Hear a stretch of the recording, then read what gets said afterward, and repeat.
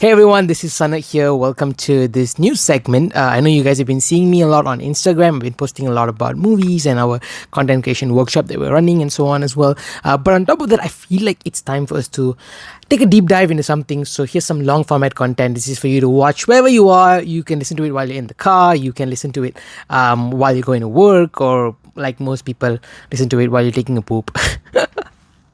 Okay, so this is going to be a little bit unfiltered, and it's going to be a really fun show because I want to talk a little bit about what makes a movie great. And this is going to be coming solely, entirely from my perspective.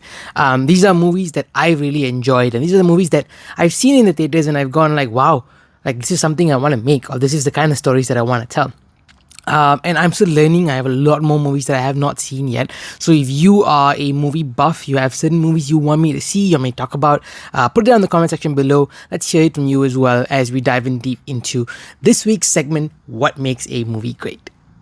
There are a lot of things that I would pinpoint and say that this is what makes a movie particularly great. But here are a few things that I've listed down that made me go like, if you have this in a movie, then your movie is going to be great. And this also applies to other things, whether you're doing a speech or whether you are, talking a little bit to, you're making a short film, or whether you're doing some content for social media. These things actually play a big role without us realizing that it plays a big role. So the first thing that I want to go into is this thing called being earnest and being sincere. And one movie that comes to my mind whenever I think about a very earnest and sincere movie is The Sound of Music. The Sound of Music is one of those movies that made me sit down and grin like a small little child when I watched it. And you can say a lot of things about how well the movie has aged today, whether its themes are still relevant or not. But you cannot deny that it basically puts you into this world of good people and bad people, but mostly good people. Good people with a good heart, with good intention to go and do things out there. And as we follow our main character, she goes along this journey, educating and loving and caring for these children, you cannot stop to realize that this person is just an earnest person. He's just a very kind person. And that says a lot about a film. When you have a very earnest story, that means, and this could be anything, it could be a high octane action movie, or it could be a horror thriller, or it could even be one of these heartwarming dramas. But when you tell a story very sincerely, when you commit to the story and say, hey, I'm going to tell a story about good people, here's everything I can do to make it look like that. Here are a bunch of musical numbers that will bring you and ascend you to a level where you feel good about yourself and you feel good about life. Here are set pieces that are bright and brimming with color, and everyone wants to create something good out of it. So whenever you're writing a script, be sincere to it. If you're trying to tell a story, do everything you can to make sure, in your capabilities, to make sure that you are serving the story. The story comes first, and sincerity is one of the most important things. Characters we care about. Now, this is something that many movies have done before, but one movie that came out in recent times that I really enjoyed because of characters that I really care about is this small little Tamil movie called May Alagan. If you guys have watched this movie before, if you haven't, highly recommend it. What makes this movie great is, number one, it's writing. It wrote two characters with fundamentally opposite beliefs. One of them believes that the world is filled with good people, and believes that the world is filled with kindness and love. And here's the other one who has a lot of self-doubt and has a lot of, anger towards the world, or this unjust thing that happened to him when he was young. And in many different ways, we all hold on to those things in our childhood that make us who we are. Sometimes it could be the kindness that our parents gave us at that time, and we hold on to that. I hold on to it until I'm 25 years old right now. But it's also the bad things that happen to us. A loss of a house, a loss of a family member. We hold on to those beliefs, and that sort of goes on and grows into our personality at one point of time. So the idea of writing characters that you can care about is to show me flaws that I may have already gone through, or strengths that I may already have and I can't exhibit it right now. And when you can create these polar opposite characters that eventually rub off of each other and they change each other throughout the course of the story, that's what makes it very exciting for me. That's why May Alagan is such a great movie. The reason is because every character is a character that you have seen in some point of your life. It's a character who you have met before, it's someone who you have probably been in your life, or it's someone who has changed you before.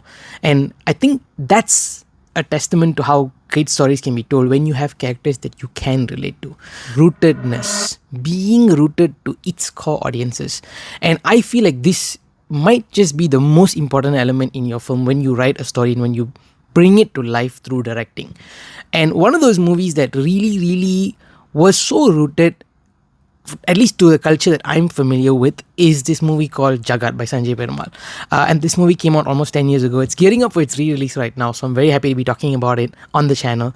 And one of the things that made Jagat such a great experience to watch is the fact that it is very rooted into a certain culture from a certain part of the world, and it brings every aspect of that culture that we have not seen on the big screen before.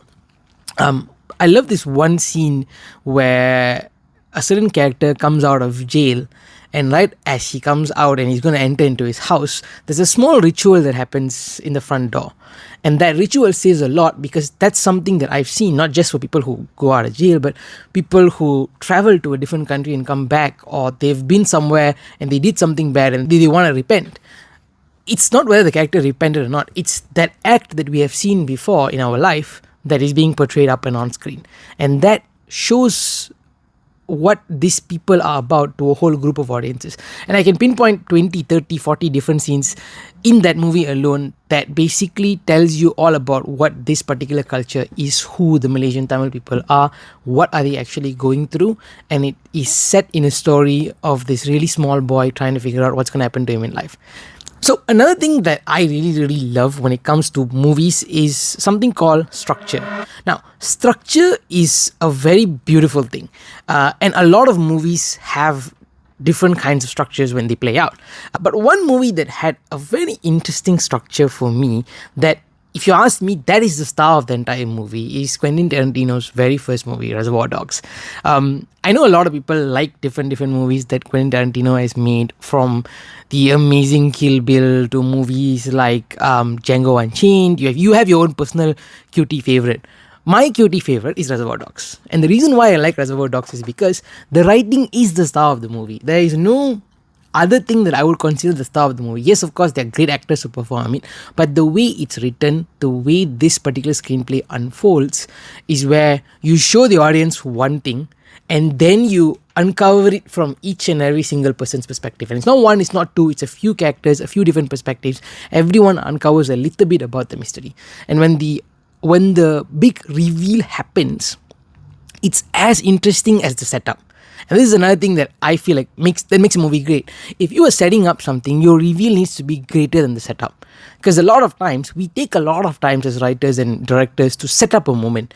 But the eventual reveal of that moment needs to be as amazing as the setup. And that's what this movie does. Because eventually, when you figure out who's behind all of this, you're like, wait, this is the guy who's behind all of it? And you want to watch it even more and you want to see what happens after that. So a great lesson in structure comes from Quentin Tarantino's Reservoir Dogs. Sometimes you watch movies and you go and tell people, this is a movie that I really love, and they'll just come and tell you, this movie, have you seen this one? And I'm like, but yeah, it's struggle to be obvious, world building.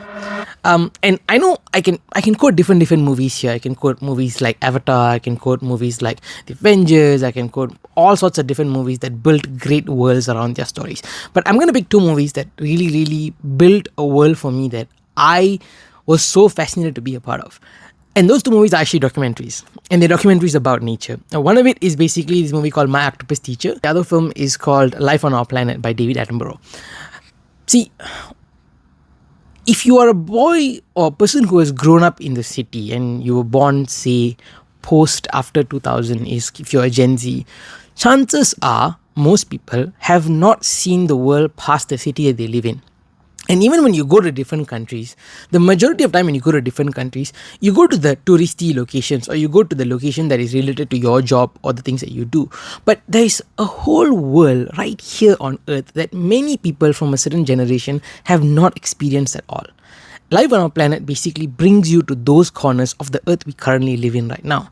From wildlife to how the coral reefs look like, to how the aftermaths of the Chernobyl battle look like right now, to different parts of the world that we have not really seen before. For me, that is awe.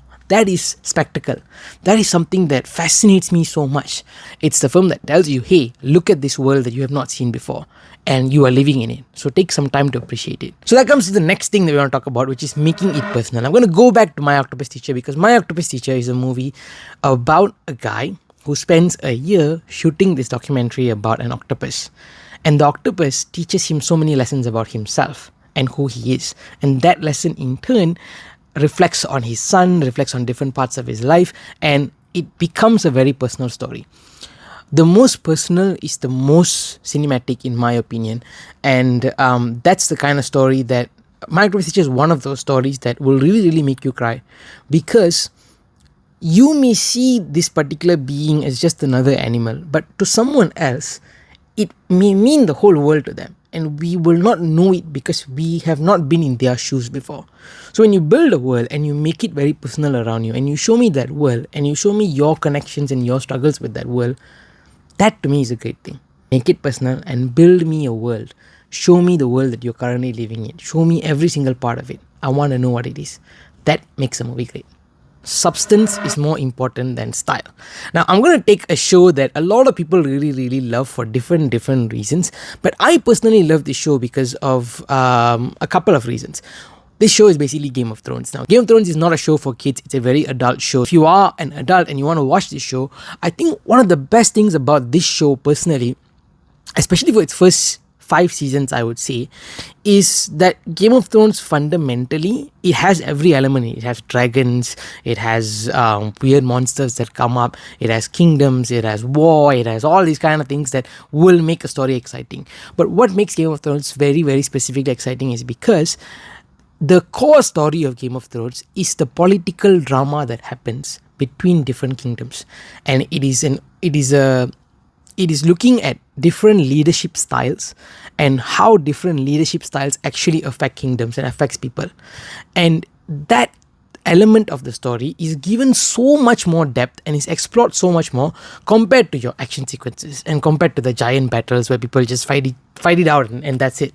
And that to me is the greatest strength of the show. Towards the later part of the show, there are episodes that basically lean in a bit more on the action spectacle of it. But the first few seasons, especially the first 5 seasons, it really talked about the political drama. And the political drama was the star of the show. One more thing that I really enjoy about movies in general is when a movie decides to explore the human psyche. Now, this is something that comes in your writing as subtext. It also comes in your directing. It also comes in your production design. It comes in your acting. But it is how many layers are you tapping into in terms of the human psyche. And one movie that I really found fascinating that did this is Denis Villeneuve's Prisoners. Prisoners is a very dark movie. In its most honest form, it is about the lengths that a parent would go when something happens to their kids. What turns people into monsters? What triggers them to do things that they would have never done before? And that exploration is what makes Prisoner a very deep story that is very rooted. And I think the biggest strength of that movie is how it unveils the slow progression of this character, to give in to more deeper, darker elements inside of himself. So when you introduce a character, you introduce the character and you question everything that this character believes. And more importantly, look at what his actions are, where his actions are heading towards. Is it heading towards redemption or is it heading towards tragedy? Both of this is very exciting. Both of this is very interesting for me. So I guess that's a little bit about what makes a movie great. This is, again, solely my opinion, things that I want to talk about, movies that I like. We're going to be doing more of these discussions. We're going to be doing more of these analyses and yada. But the reason why we're also doing this is because, as you guys may know, Idibus Productions is currently running our 4th batch for the filmmaking and content creation workshop that's happening right now. And the reason why we run this workshop is mainly to develop a lot of young talents and a lot of people who are interested in filmmaking, video production, content creation, and so on as well. We want to provide a platform for youngsters to come out there and tell the stories that they want to tell. So if you're interested in learning the basics of videography, script writing, editing, and so on, you can join us for the next batch of our filmmaking and content creation creation workshop. This is open for entrepreneurs and for teenagers as well. If you're looking to upskill yourself, learn a bit more, and more importantly, join our wonderful and amazing community of people who are ready to help you in all of your content creation needs. So thank you so much for joining us, and I'll see you guys in another episode.